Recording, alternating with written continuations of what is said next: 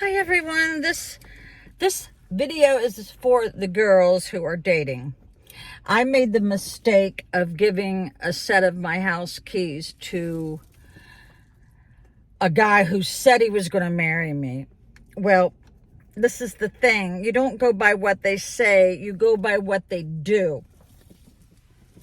And it was a very bad mistake. I had to get the police to go and get my keys because there was an altercation. So I would not give the keys to anybody to your house until you have learned their character, okay? Also, I've also done videos where I tell you don't let them know what you're driving. If you can help it, if you've just met this person. But I also, with the same gentleman, made the mistake of bringing my Christmas tree over to his house to decorate. And on Christmas Eve, he threw a fit thinking I was messing around with somebody. I don't know. He got mad that I hugged a black guy. Well, this black guy I've known for 30 some years because he worked for me. And he must have been racist. That's all I can say. That white girls are not allowed to hug a black guy. I don't know. But my past employees are like family to me. Of course, he was very, very jealous. That is a big red flag. And I kept trying to tell him that this was a past employee. I think he thought I was lying. I don't know. But it caused a big riff on Christmas Eve. He now has me in tears. Now I'm on the couch crying and I can't even get an Uber or anything because I was living in a town that didn't have Ubers and it was Christmas Eve. I didn't want to bother any cab companies. But I had to take down that tree with him sitting on his couch watching me, and I was scheduled for a hip replacement. I remember crying. I was in so much pain. I'd also done his laundry, changed his sheets, did cooking, did his dishes. And while he sat on the couch, honey, if you're dating somebody who is not helping you clean their own house, you're in for a big problem. And my girlfriend kept saying, Debbie, what are you doing? And oh, yeah, the thing of it is you've got all that dopamine from you think that you're in love. No, you're not in love.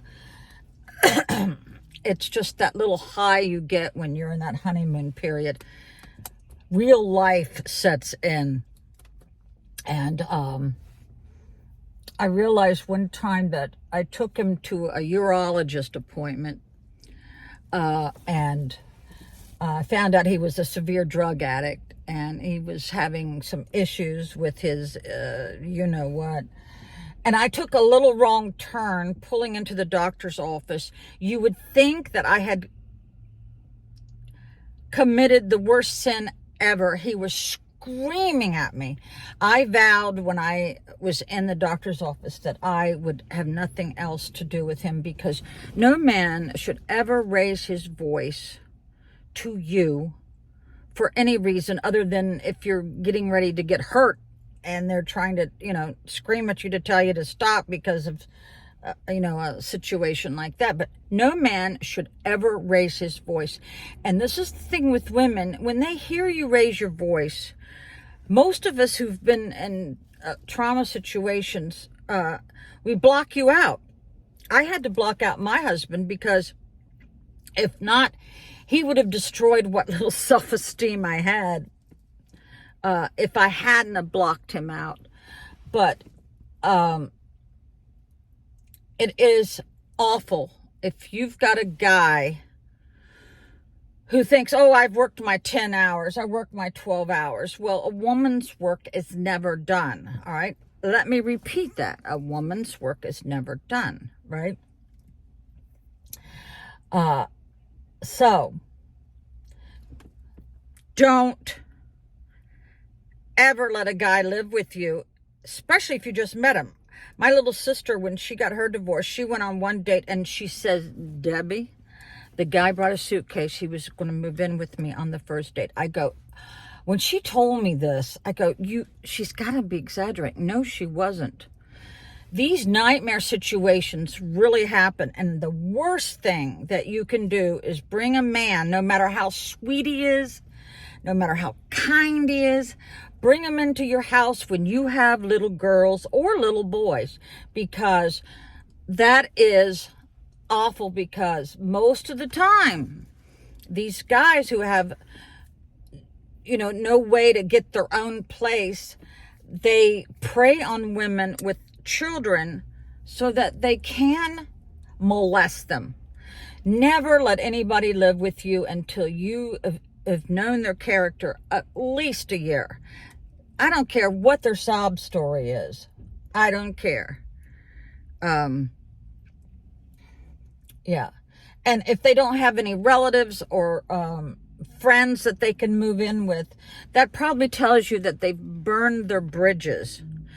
And never, ever co-sign for a guy that you didn't bring into this world, who does not share your DNA.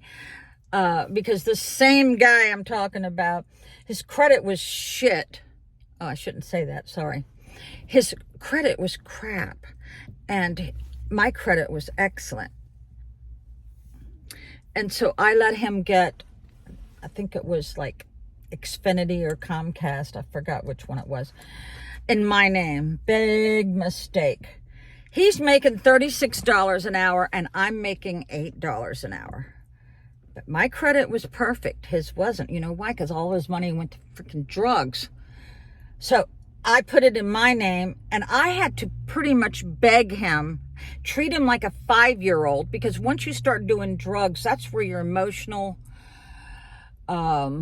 maturity stops. I would have to beg him for the $70. And I was the bitch. No, he was the bitch. Yeah, don't do it.